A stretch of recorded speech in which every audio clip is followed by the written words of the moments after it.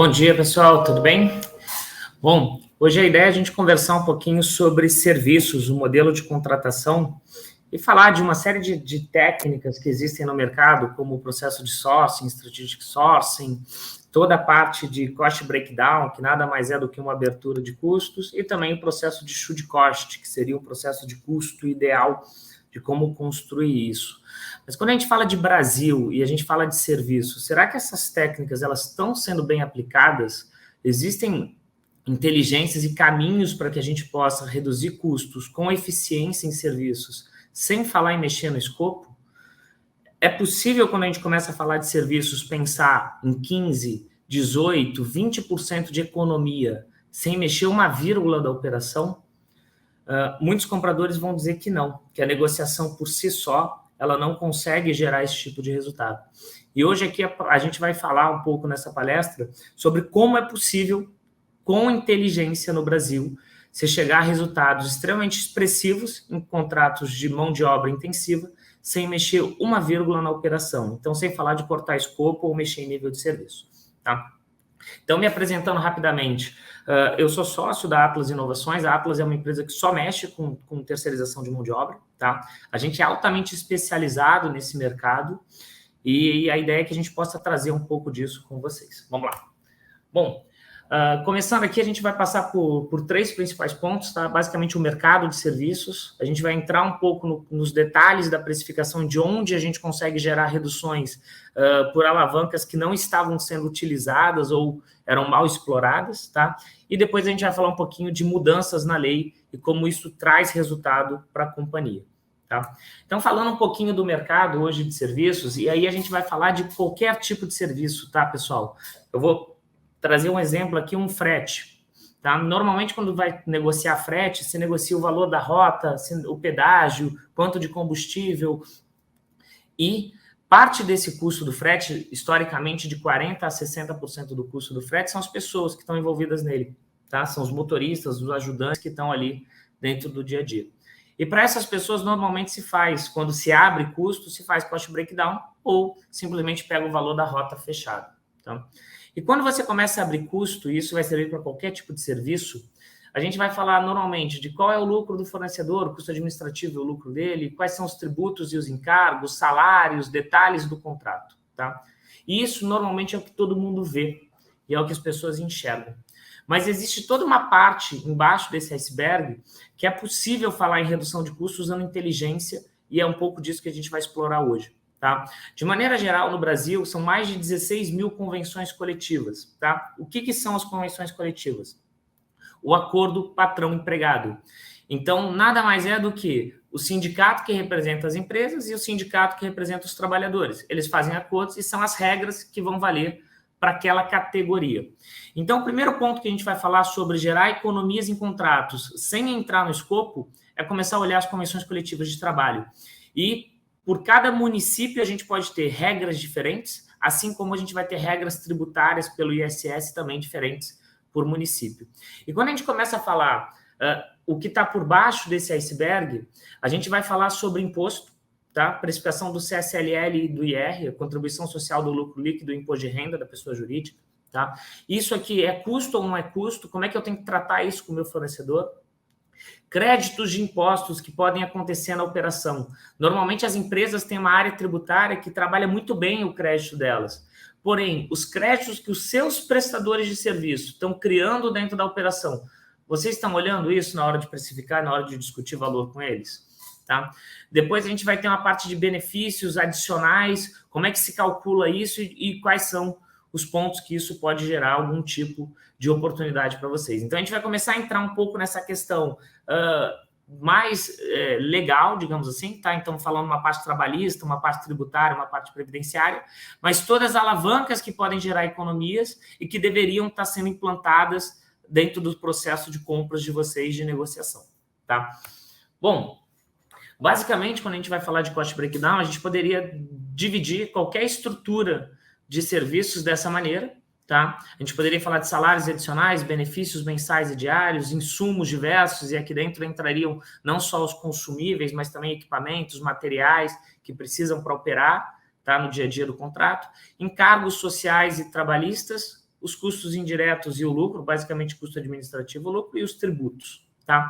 Para essa palestra aqui, como a gente tem um tempo um pouco restrito, a gente vai focar no primeiro e no último item. Tá? Então, a gente vai falar sobre salários e adicionais e sobre tributos.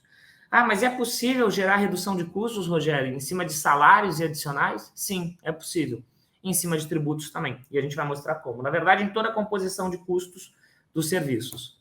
Tá?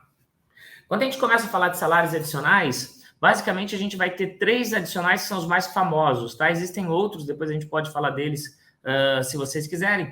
Mas basicamente a gente vai falar de insalubridade, periculosidade e adicional noturno. E aí a gente começa a ter pontos importantes dentro da legislação. O primeiro deles, a insalubridade, como está definido aqui, a base legal de cálculo dela, é o salário mínimo nacional. É isso que a legislação trabalhista vai dizer. E se a Convenção Coletiva de Trabalho não falar nada diferente, a insalubridade não é calculada sobre o salário do funcionário, e sim sobre o mínimo nacional. Isso aqui vira margem, normalmente, nas planilhas de composição de custos para os fornecedores. A mesma coisa quando a gente vai falar do adicional noturno, tá? Normalmente a gente calcula o adicional noturno, o total de horas que o funcionário vai trabalhar. Então tem um funcionário entrando às 10 da noite e saindo às 6 da manhã, de 10 às 6 são 8 horas, e aí vai lá e se paga 8 horas noturnas para esse funcionário. E isso também está errado, tá? E isso vai gerar margem para o fornecedor e são pontos que vocês poderiam estar negociando e melhorando dentro do processo de vocês.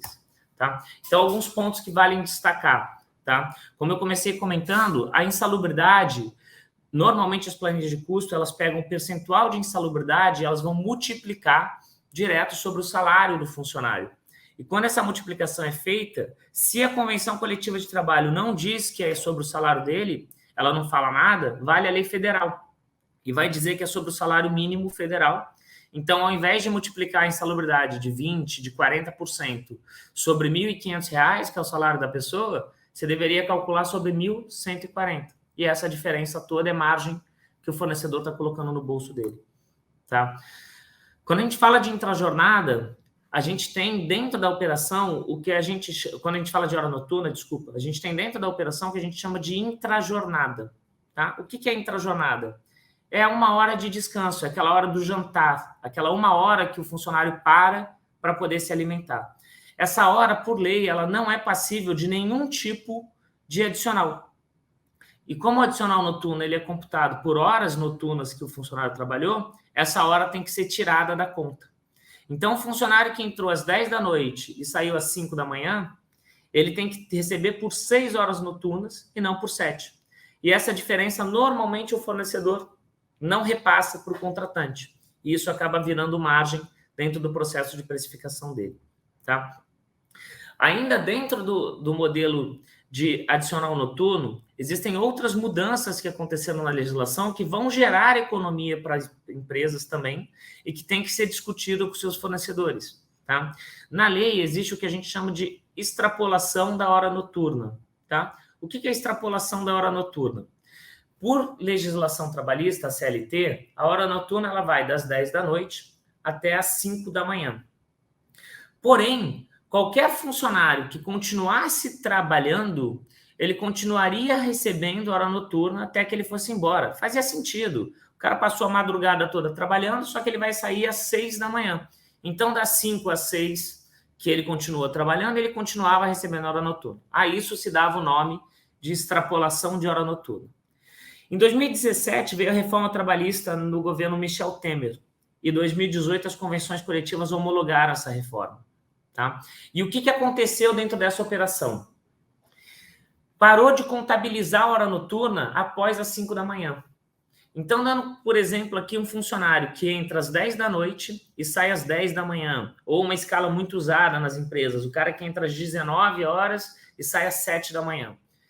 Essas pessoas recebiam hora noturna das 10 da noite até o horário que elas fossem embora. Isso até 2018. A partir de 18, elas pararam de receber hora noturna a partir das 5 da manhã. Então, nesse exemplo, um funcionário que trabalhou das 10 da noite às 10 da manhã, ele recebeu 6 horas noturnas. E um funcionário que trabalhou das 10 da noite até as 7 horas e 48 minutos, recebeu 8 horas e 48 minutos.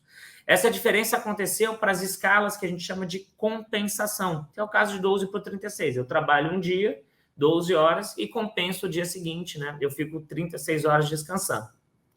Qualquer escala de compensação tem essa mudança na lei. 4 por 4, 15 por 15, 4 por 2, qualquer modelo de escala de compensação se enquadra nesse formato onde você teve essa redução. E se o seu fornecedor não reduziu o seu custo, isso virou margem para ele, desde que teve essa mudança na lei. Tá? Reparem que aqui a gente não está falando de nenhum ganho de eficiência do fornecedor. Aqui não tem nenhum mérito dele. Ele não foi mais inteligente fazendo um processo melhor que seus concorrentes para ter um preço menor. Simplesmente foi uma mudança na lei. E essa mudança na lei, se ela não aplicada corretamente, ela gerou margem dentro do processo de precificação.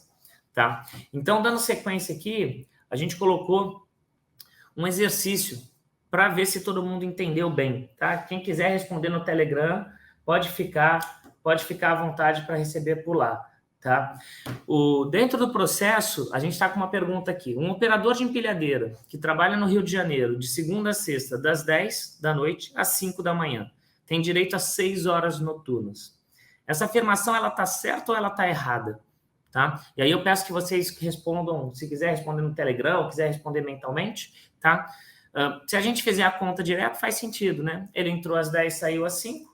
Se eu fizer a conta total, isso tem 7 horas. Como a gente falou que a intrajornada não conta, deu 6, tá? E aí a gente vai falar que isso está certo, tá? E aqui a gente traz a passagem da convenção coletiva. Qual é o embasamento que vai dizer que isso está certo? Tá? E a gente vai observar dentro do embasamento, falando sobre hora noturna reduzida, que não se contabiliza a hora noturna depois das 5, e essa diferença vira margem para o fornecedor. Tem que tirar do preço dele. Tá? Bom, dando sequência, a gente faz uma segunda pergunta. Tá? A convenção coletiva obriga o pagamento de participação nos lucros para promotor de trade marketing. Entretanto, o fornecedor não pagou os funcionários que faltaram no semestre. Isso é legal? Ele está certo fazer isso? Tá? E aí, de novo, as respostas disso vão estar dentro das convenções coletivas, que vão variar por categoria e por município. Hoje são mais de 16 mil convenções no Brasil que vão trazer essas respostas da composição de preço do fornecedor. Tá? E essa resposta aqui depende. Por quê? Porque como existe um volume muito grande de convenção coletiva no Brasil, você pode ter variações. Então, um exemplo.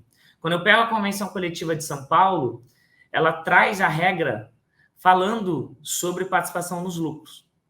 Então, o funcionário tem direito a receber a participação nos lucros, um funcionário, nesse caso, um promotor de trade marketing, mas qualquer outra função que essa convenção coletiva trouxesse, ela é bem ampla, tá? Ele tem direito a participações no lucros. Entretanto, se ele faltar, ele é descontado, ele perde esse benefício. Quando eu vou para a Convenção do Rio de Janeiro, não existe na Convenção do Rio de Janeiro nenhuma passagem que fala sobre participação nos lucros. Como participação dos lucros não é um benefício de CLT, de legislação trabalhista, e sim de convenção coletiva, no Rio de Janeiro, o mesmo funcionário não tem direito, não recebe. Então, essa diferença vai fazendo com que surjam oportunidades dentro da composição de custos do fornecedor, e muitas vezes essas contas elas não estão sendo feitas de maneira adequada no modelo que está sendo utilizado, seja por software ou seja por planilha em Excel. Tá? Aqui mais um para a gente poder fechar essa parte. A gente traz um exemplo falando da escala 12 por 36, onde está recebendo hora extra em feriado, que era a antiga súmula 444. Então, o fornecedor dizia, olha, eu preciso pagar aqui hora extra em feriado para esse pessoal que trabalha 12 por 36, muito usada essa escala para estoque, para parte de vigilância, é uma escala para toda a parte de manutenção, é muito comum essa escala 12 por 36 ser utilizada. E o fornecedor cobrava a hora extra do contratante. O que acontece com essa passagem aqui? Tá? Ele não tem que receber hora extra em feriado 12 por 36. Por quê? Porque a legislação mudou. E quando a legislação mudou, também na reforma trabalhista lá do governo Michel Temer, essa reforma, ela diz que as escalas de compensação não recebem mais hora extra em feriado, tá? Então, ele fala que eles serão considerados compensados os feriados e as prorrogações do trabalho noturno. Ou seja, não se paga hora extra em feriado e não se paga adicional de hora noturna. Se vocês têm contratos onde isso continua sendo precificado, isso tem que voltar ao fornecedor e pedir. O que a gente tem observado muito dentro do mercado, e a gente acaba trazendo esse tipo de conteúdo para vocês nesses eventos, porque ele acaba sendo bastante útil para o dia a dia. Porque os fornecedores normalmente batem a porta dos clientes, dos contratantes, quando existe uma mudança efetiva que aumente o custo. Mas quando existe uma mudança que reduz o custo, normalmente ele não bate a porta do contratante. E nas empresas não existe na área de compras alguém que seja especializado nesse tipo de estudo, que fique estudando essas mudanças de legislação, até porque elas acontecem com bastante frequência. Aqui a gente está trazendo um exemplo de julho de 17. Mas isso aqui não poderia ser implantado em julho de 17. Por quê? Essa mesma reforma falou do acordo patrão-empregado, que nada mais é do que a convenção coletiva de trabalho. Então, precisava de 2018 as convenções virem alterando. Mas a gente vai falar um pouquinho à frente de mudanças que aconteceram esse ano, mudanças que aconteceram ano passado. Então, é um organismo vivo que vem mudando com bastante frequência e essas mudanças vêm trazendo novas fórmulas de calcular o custo do serviço. Então, independente da métrica que você adotou para a sua empresa, eu quero trabalhar por serviço, eu quero trabalhar por caixa movimentada, eu quero trabalhar por performance, eu quero trabalhar por algum tipo de indicador. Independente do modelo que você adotou para a sua empresa, essas mudanças impactam direto no custo do fornecedor. Independente do modelo que vocês estão medindo e vocês estão pagando ele. Tá? E isso vai gerando novas oportunidades de redução de custos, de sentar na mesa e discutir o contrato sem mexer na operação, sem mudar uma vírgula do que foi contratado de nível de serviço, de dia a dia da operação em si. Tá? Dando sequência, a gente começa a falar um pouco da parte de tributos. Tá? Quando a gente vai falar de impostos, tá? De tributos na parte de serviços, basicamente a gente vai falar de ISS, a gente vai falar de PIS/COFINS, imposto de renda e contribuição social sobre o lucro líquido. Tá? Em alguns casos, a gente vai falar do fornecedor que é simples, então está tudo consolidado em uma alíquota única para ele. Em outros casos, a gente vai falar da desoneração da folha de pagamento, que é um assunto que terminaria agora em dezembro, mas já passou no Congresso, está avançando o projeto para se estender novamente. Tá? Ele teria que ter terminado finalzinho de 18, estendeu para o finalzinho agora desse ano, dezembro, e vai estender novamente, pelo que tudo indica, no que está se tramitando na Câmara, os processos estão sendo votados. Tá? E aí, quando a gente começa a falar de imposto, o ISS, basicamente, ele é um imposto sobre o serviço que incide sobre a receita e o município. Tá? O PIS/COFINS, ele é um imposto que vai ter crédito dentro da operação dele. Tá? Quando a gente fala de serviços, dentro do PIS e COFINS existem vários créditos que são possíveis de se trabalhar. E a gente vai falar um pouquinho deles. Tá? Depois a gente tem a questão do IR e do CSLL. Tá? E aí o que acontece com esses dois impostos? É muito importante entender isso, porque a partir de então vocês não vão mais deixar o fornecedor precificar isso no modelo de abertura de custos dele. Tá? Esses dois impostos, eles nada têm a ver com o resultado operacional do contrato de vocês com o fornecedor. Ele tem a ver com performance fiscal tributária do fornecedor, no caso das empresas de lucro real, que são boa parte dos prestadores de serviços hoje usados pelas empresas. Tá? O que acontece? O que isso quer dizer? O seu contrato pode ser extremamente saudável, ele pode dar lucro, ele pode ser um contrato muito bom para o fornecedor. Tá? Porém, isso não quer dizer que ele vai ter desembolso de caixa com essas duas linhas, porque elas dependem de performance fiscal tributária da empresa inteira do fornecedor. E aí começam a entrar algumas artimanhas Brasil. Tá? Quando o fornecedor tem que fazer um investimento em maquinários, então é um contrato de operação de empilhadeiras, onde ele coloca as empilhadeiras e os operadores. Tá? Ele pode depreciar contabilmente essas empilhadeiras em 10 anos ou em 5 anos. E dentro desse processo, ele vai escolher de acordo com o melhor modelo fiscal tributário para a companhia dele. E não só a depreciação desse equipamento, todos os custos que ele pode se apropriar de depreciação. Então, ele fez investimento em ativos imobilizados, e ele vai começar a brincar. Esses aqui eu vou colocar em 5, esses aqui eu vou colocar em 10, de maneira que ele consiga ter resultado financeiro, mas ele tenha prejuízo contábil. E aí ele não vai pagar esses 2 impostos. Tá? Isso é tão forte que desde 2015, no setor público, existe parecer do TCU proibindo a precificação desses 2 impostos para contratações de serviços com planilha de custo aberta. Mas por que no setor privado isso então não entrou em vigor também? Porque quem regula o setor privado é o próprio mercado, é o próprio processo de concorrência. Então, se todos os fornecedores precificam e não tem alguém do outro lado da mesa para falar, peraí, amigão, por que você está precificando isso aqui? Isso aqui não é custo direto do meu contrato. Isso aqui, dependendo da sua performance, você não tem custo. Inclusive, se eu pegar um DRE da sua empresa, eu consigo ver quanto você está pagando e quanto realmente representa isso. Em muitos casos é 0. Então, não deveria estar precificando.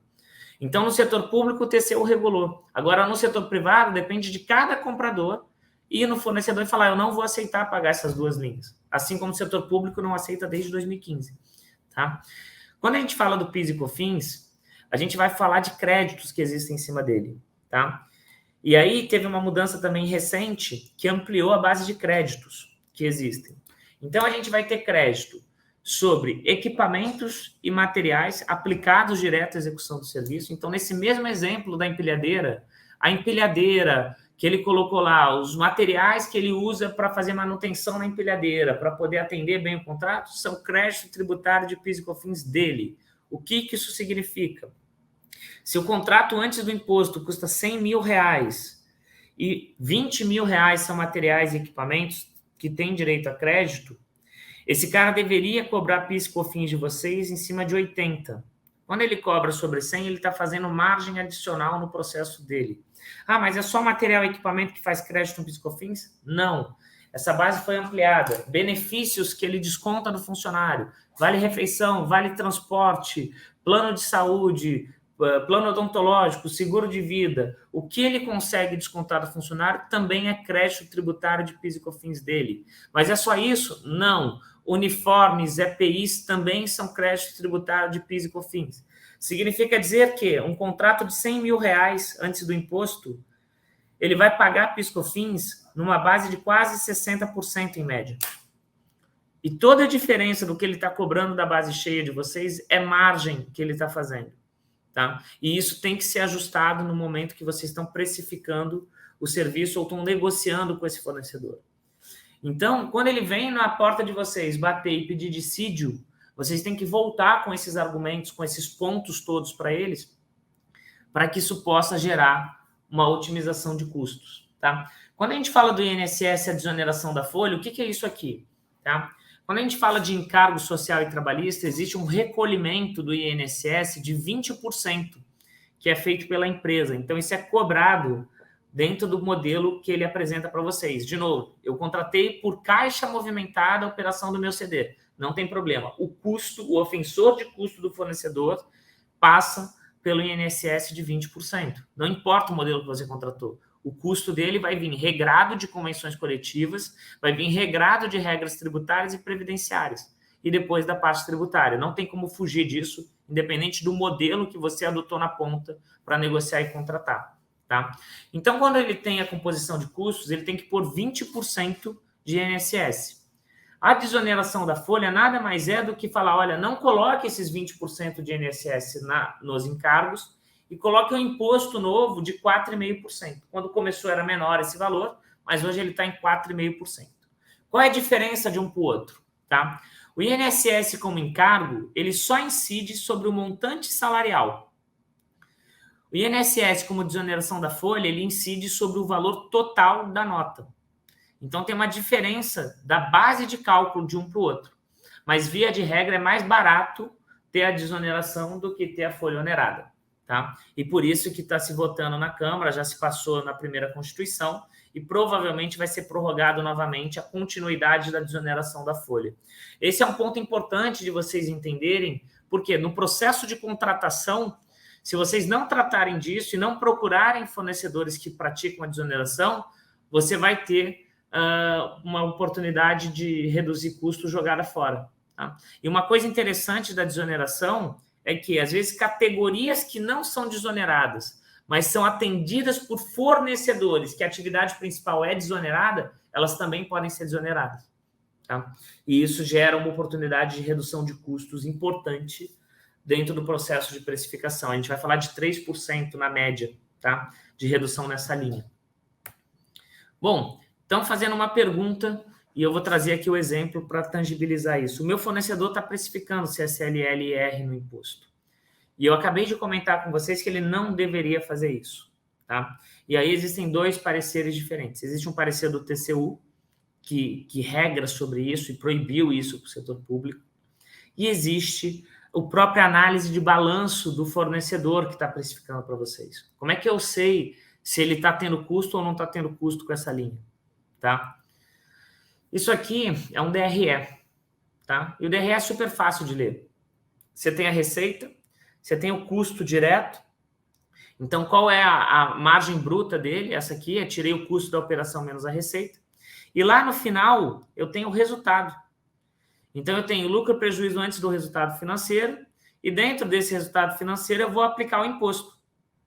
Esse balanço aqui é um balanço real, tá, senhores? Isso aqui são 534 milhões de reais faturados pelo fornecedor, onde ele usou 511 milhões para executar o serviço. Ou seja, ele teve de resultado 22 milhões, 5% praticamente, dentro dessa operação, um pouquinho menos. Tá? Aí ele entrou com despesas gerais, administrativas, outras dívidas que ele tinha a pagar, ele fez um prejuízo de 43 milhões nesse exercício.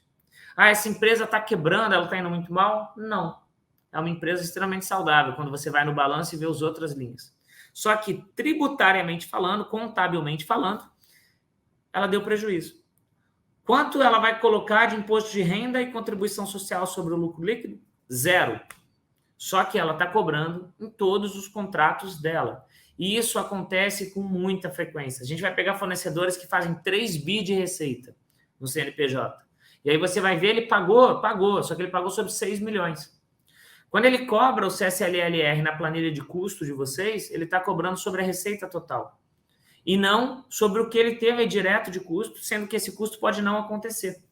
Então, isso faz parte da linha de custo administrativo que ele já cobra de vocês. Ele não deveria cobrar de novo esse imposto. E quando isso acontece, isso acaba gerando uma oportunidade de redução de custos para vocês. Tá? Aqui a gente só destaca um pouco do que eu comentei. Bom, quando a gente fala de mudanças legislativas, a gente vai começar a falar sobre algumas coisas que foram alteradas. Então, a gente vai falar do Grupo S, foi alterado pelo STJ em 2020. A gente vai falar sobre salário e maternidade, que também em 2020 mudou pelo STF. É tudo pacificado, tá, senhores? A gente vai falar sobre a multa do FGTS, que mudou em 2020 através de uma lei. Retirada do ICMS da base de cálculo do PIS e COFINS. Isso mudou agora em 2021. Por que isso é importante para serviço? Porque isso aqui é a mesma base do ISS, que está em julgamento. Então, a tendência é que o ISS também mude. O que isso aqui significa para vocês? De um jeito muito rápido, que eu sei que o tempo está terminando. Tá?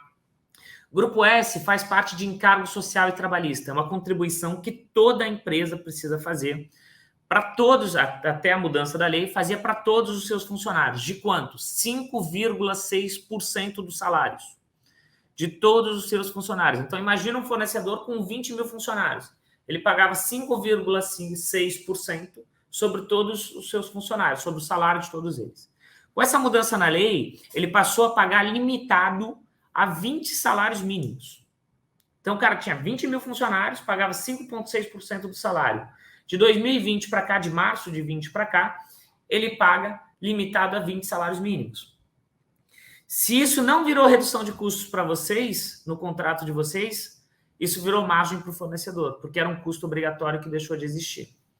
Quando a gente fala da maternidade, em setembro de 2020, o STF mudou as reincidências sobre a licença maternidade. O que é isso? Não se calcula mais FGTS, INSS, o próprio Sistema S, GIL-RAT sobre salário maternidade. Antigamente se calculava, isso aqui dá uma diferença de 0,3%, 0,4% do contrato. Multas do FGTS, antes eram 50%, e isso foi reduzido para 40%. Tá? Era 40% no passado, aumentou para 50% e reduziu novamente. se vocês não voltaram na composição de custos, independente do modelo que vocês contrataram, não voltaram, isso não virou redução, virou margem para o fornecedor. Quando a gente fala da retirada do ICMS da base de cálculo do PIS/COFINS, que é a mesma tese do ISS que está julgando, o que é isso aqui? Antigamente, um imposto incidia sobre o outro. Então, você aplicava o PIS/COFINS para depois calcular o ISS, para depois calcular o ICMS. Agora, não se faz mais isso. Se faz aplicação direta. Quando se faz isso, se reduz custo também. Então, de novo, são todas mudanças que não fazem mérito nenhum do fornecedor, não é mais uma inteligência, uma nova tecnologia, nada. É simplesmente ajustes na lei que vão gerando novas oportunidades para o fornecedor, tá? Então, aqui são algumas, existem outras mudanças, tá? Mas a gente trouxe para que vocês pudessem entender. Se alguém quiser conversar mais sobre, quiser entrar nos outros itens que eu não entrei, falar de benefícios, falar de encargos, como é que reduz custo nessas linhas, existem também caminhos, existem pontos que não são muitas vezes considerados, tá? Mas por uma questão de tempo aqui do que a gente poderia falar, eu acabei resumindo essa parte, tá bom? Bom, e aí a gente deixa uma última pergunta, tá? Como é que eu faço, então, para manter minha empresa atualizada? Eu tenho que ter uma área estudando isso? Como é que eu trabalho isso?